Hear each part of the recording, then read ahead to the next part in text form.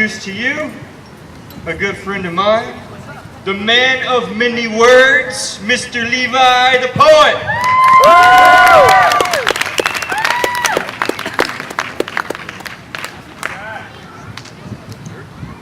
Hello, everyone. What I was thinking just now is how funny it would be if that beautiful little song played this entire time. But it's not going to.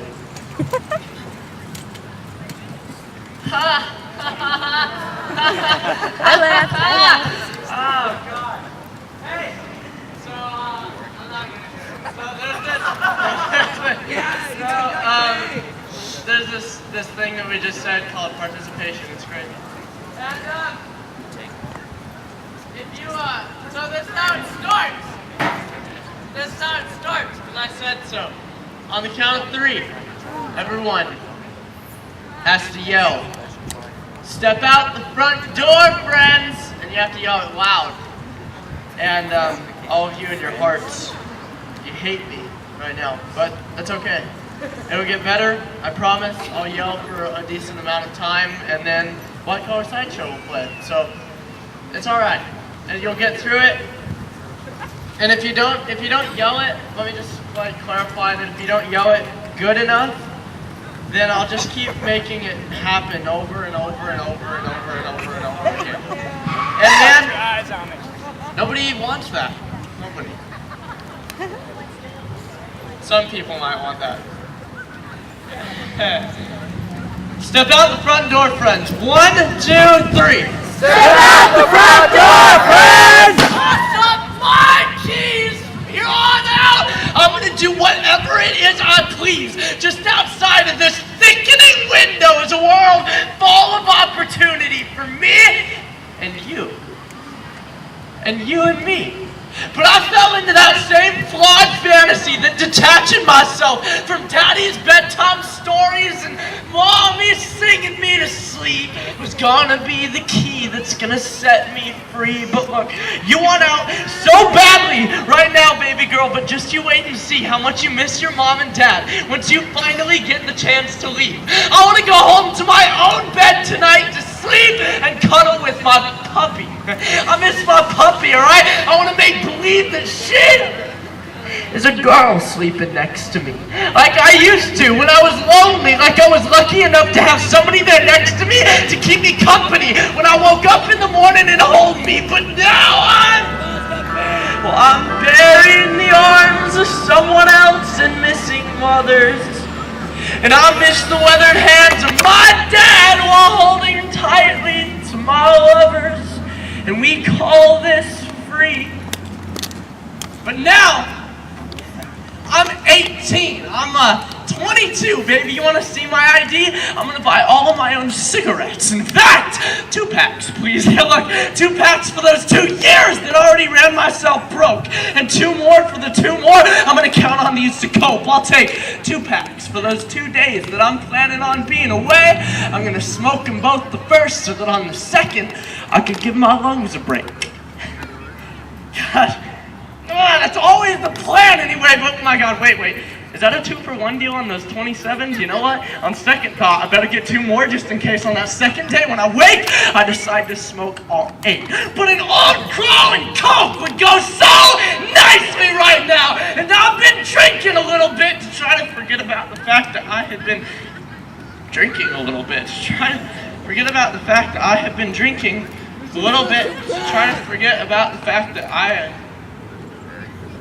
drank a lot and actually forgot about the fact that I'm down. It's funny how perspectives change so quickly when you're the one with your head beneath that toilet seat, wearing that crown on your feet, and as I lift up my head from that bathroom sink, I sink into the mirror and scream, "You don't know me!" And Paul said it perfectly. I am the worst of these, but every now and then I swear I think I got that guy beat, and I used to be such a fan of abstract poetry, but that quiet, clouded, kind of confusing painting went from this diluted grayscale to a vibrant honesty pretty quickly. And in fact, I'm a little sickly. And in fact, I'm a little scared sometimes that this is all gonna be in vain. With a million little me's just running around you know, all of eternity. It's no wonder my hope has such a bad name. I know no matter how large a hypocrite or how small my faith, when you started to talk about perfection, the way you talked about my pain, you became the seed inside that gave root to change. And I pray every day that there is power in prayer. I hope with all my heart that my heart's gonna find you there. And if you're really bigger than my skepticism, then how dare I compare that high? I prescribe with that beauty that you prepare. But I am a skeleton in a little fragile skin, and my God is only as big as I let him be. And I am not gonna limit my God with my disbelief. My God has always been there for me, and I am not gonna limit my God with uncertainty. I don't have much. Yeah, man, but it might amount to a mustard seed. I beg for miracles, and then I breathe. I scream for signs and wonders, and then my heart keeps its beat.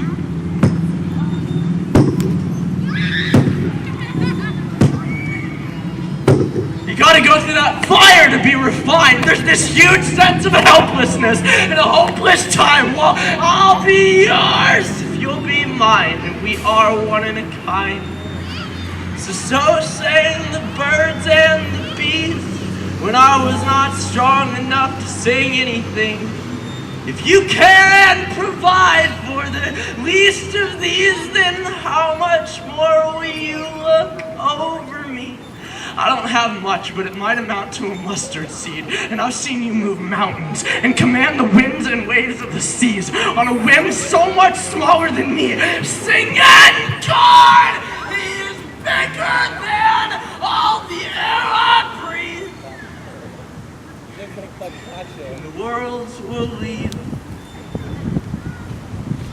And God is gonna save the day. And all will sing. You're my glorious. You're my glorious.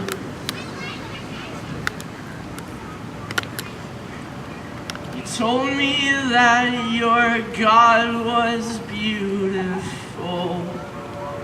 Yeah, but I have not complained about every ugly thing he's done for the sake of saving faith. If there is such a thing as grace, well then I must presume either that I have not earned it, or he's saving it all for you. So don't you worry about a thing. I'm sure that your God's got you like a puppet on a string. Don't you worry about anything. I'm sure that your God's got you like a puppet on a string. She had a stained glass window for a heart, a shoebox for a chest cavity, and a kaleidoscope for a soul that would reflect its light back at me. Depending upon the day, she showed different colors. She had a handful of favorites she kept locked inside her cupboards. She's got drawers in her stomach, knows how to swallow her pride, but it gets compartmentalized in the crawl spaces and builds up inside. She says she's fine, but she lies. She wears sunglasses all of the time to try to hide her eyes, and at night, she stays out of the shadows. It's one of the only times that her true colors shine. She says, you're talking about me like you know what I mean, but you know nothing at all about leading this kind of life. Baby doll, my heart is as black as my lungs are. I keep bitterness in these cabinets next to all my bad habits. You either find faith or lose it. You either have it or have it. Well, I have had it. So I wear my smiles on the good days that I keep in these baskets. Wear my grimmest face in life without the opiate for the masses. You pop your God! Like these pills that I take to bear the circumstances. What's the difference?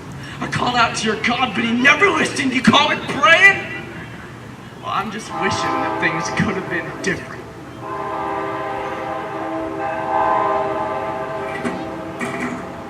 She said her daddy didn't want her, so she squanders to be the mother-father figure for her daughter. A piece of clay, recreating herself as this beautiful basin from the situation that she's been placed in. Built for retaining life. A feet manufactured without the proper water or a potter, and her heart, it cuts like a knife. It's priceless and it's as hard as a diamond, but she's been selling it for nickels, and everybody has been buying. Now there's cracks in the basin, the way there's cracks in the basement, the place where daughter's daddy beat her in when she dare to face him, the way there's cracks in that cement that she can dig her high heels in. While she waits for another customer to pour his water in.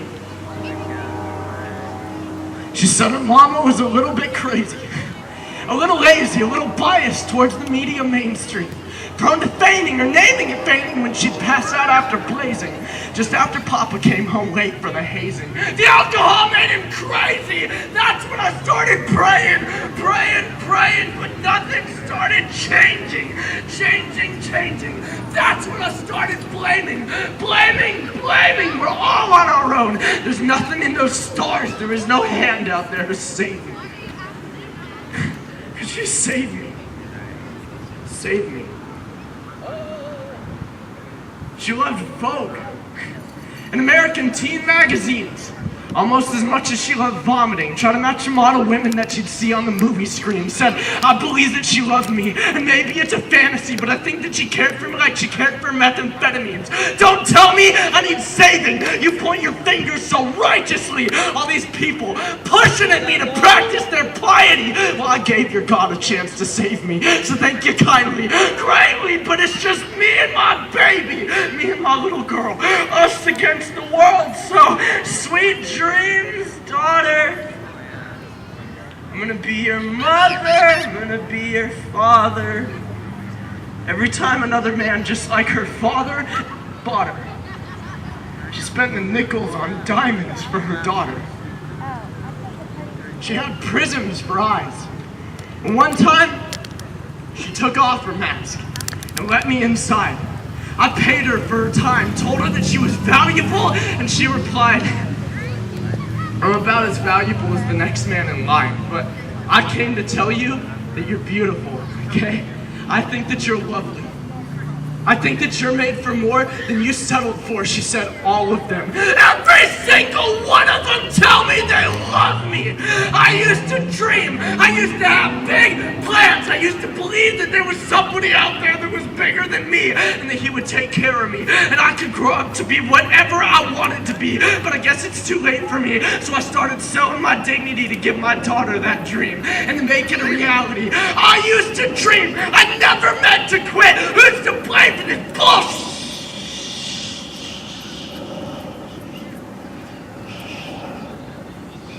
But girl, I will not even mention it. The hands that were dealt, I don't understand. And I don't have all the answers. And I don't know all the plans. I just wanted to tell you that you're beautiful. I think that you're lovely. I think I know love that loves the unloving. She said, you told me your God was gorgeous, but I just can't see it. I want so badly to see color. I want so badly to believe it. I keep an ounce of hope inside of one dresser drawer in my chest. Every now and then it grows if watered to a seedling at best, and one time it grew and it stretched through the cracks all the way into the next, but I just can't make it blossom, as I just can't make myself forget, and now there's nearly nothing left. She's got a kaleidoscope soul, but she's got grayscale lenses. She's got wrought iron bars to keep up her defenses. She's got all her emotions hung up on hooks in her closets.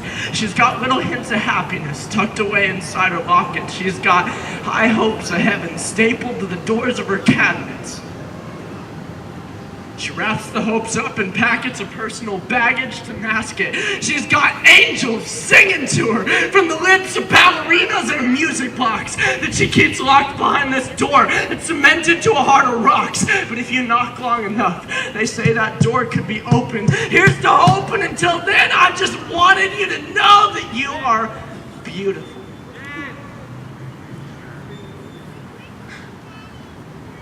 I think that you're lovely.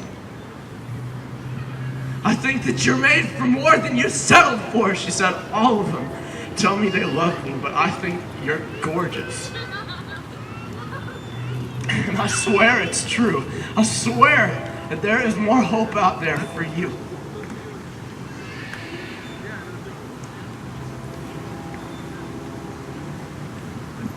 But as for me, see, when I was six years old, I saw my first Goosebumps episode on Nickelodeon.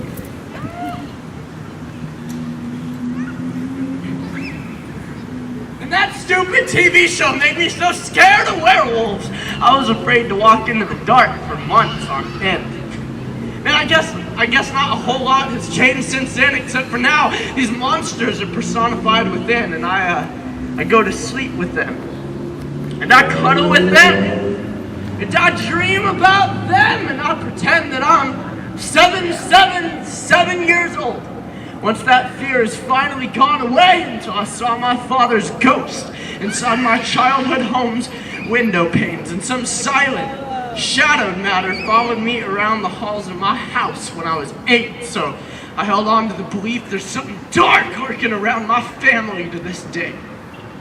And I used up all 999 lives, so by the 10th time I die, I'm gonna be right by your side, and we'll both agree that we tried to land on our...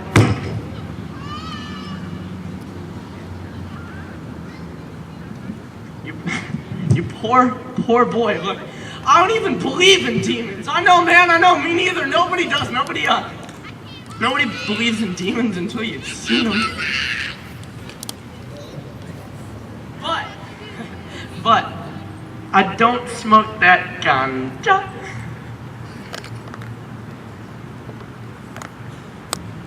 And I'm not gonna smoke that ganja, because one, I don't believe it's what I need. Two, I got married in April 2nd, true story. And my wife would freaking kill me.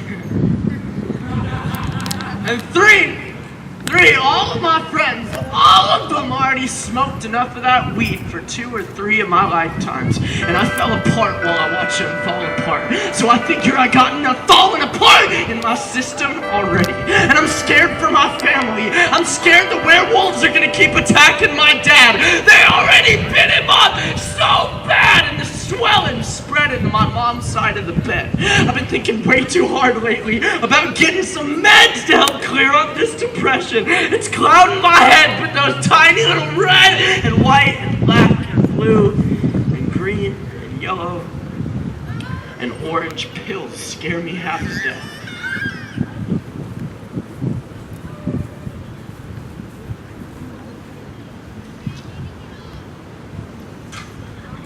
When I was little, my mom hung this elephant on my wall.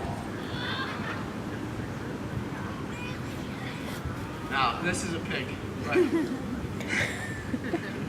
there is no wall, but I had to pray to God that it wouldn't eat me in my sleep. I'm getting a little older now and still learning what I think about those depressive tendencies. But I know with all my heart that the same God that kept me alive then is the same one that holds my hand when I'm weak, and he gives me hugs when I weep. And I don't want smoke to be the reason for my rock and roll, and I don't want substance to be the reason my body bleeds.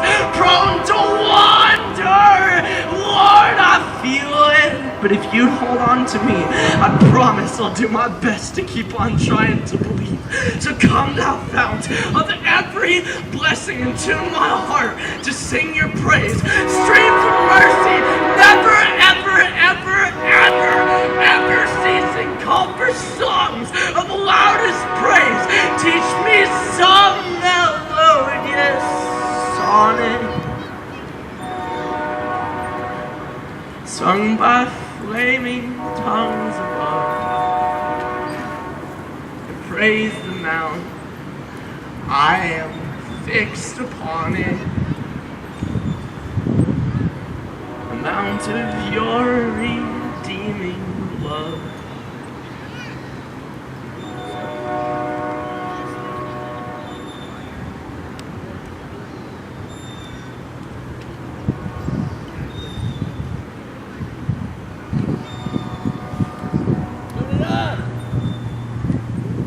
Praise the mount I am fixed upon it, the mount of God's redeeming love.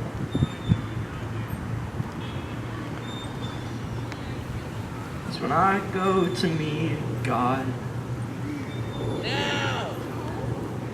I'm gonna have to be honest.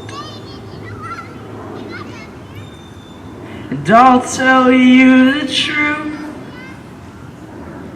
that not a day has gone by that I didn't doubt you.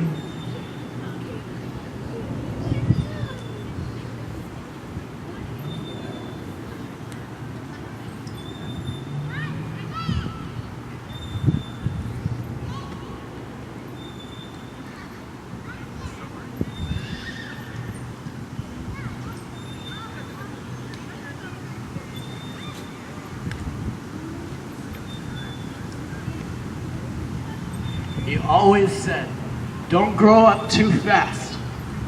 You're just a boy. And it's better to be in the house of sorrow than the house of joy. And if I could have a heart like David that reflects yours, what are the odds Solomon's sadness might not have creeped in somewhere to even the score?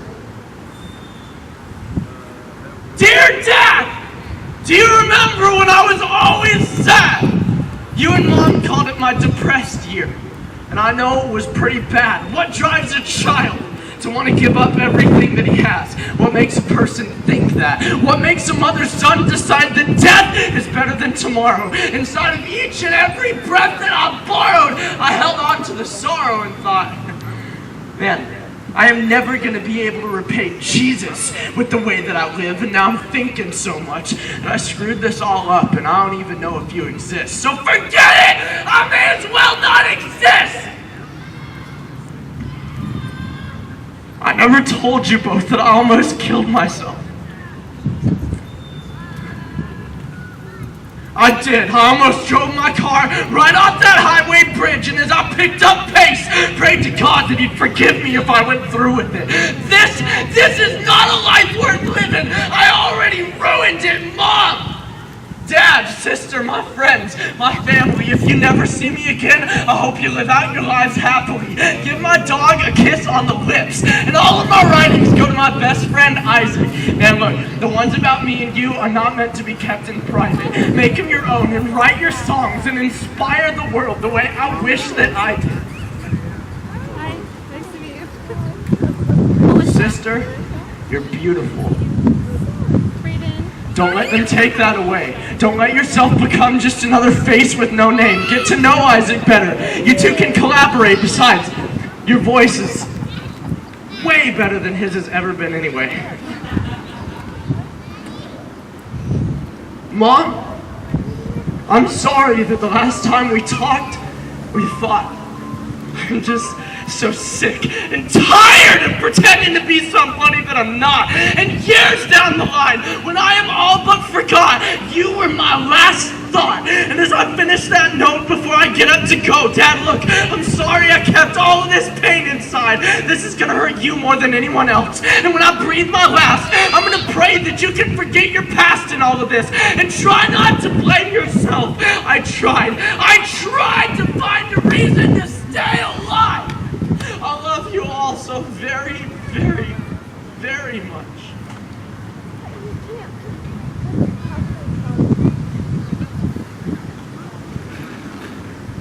Goodbye.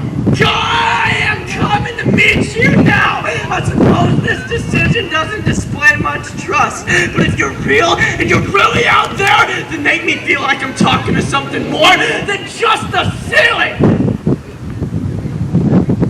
There has got to be something listening higher than the ceiling.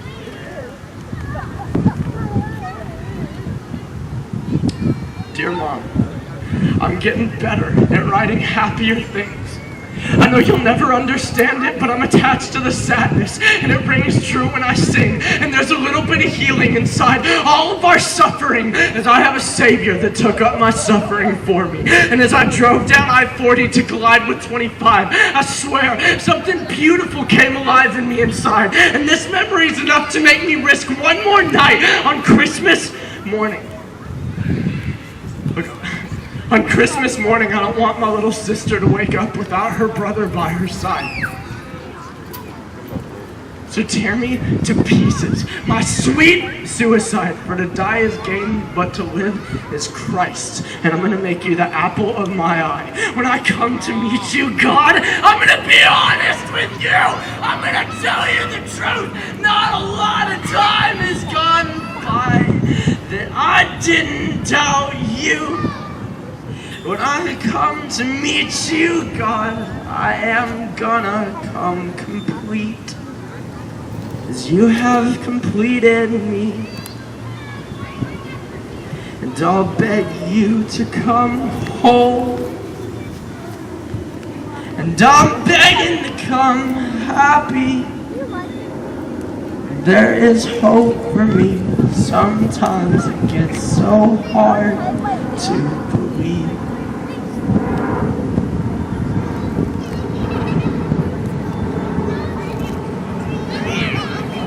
I am convinced that the love of God is as boundless as the seas, were they to overflow into the expanses of all of creation's boundaries.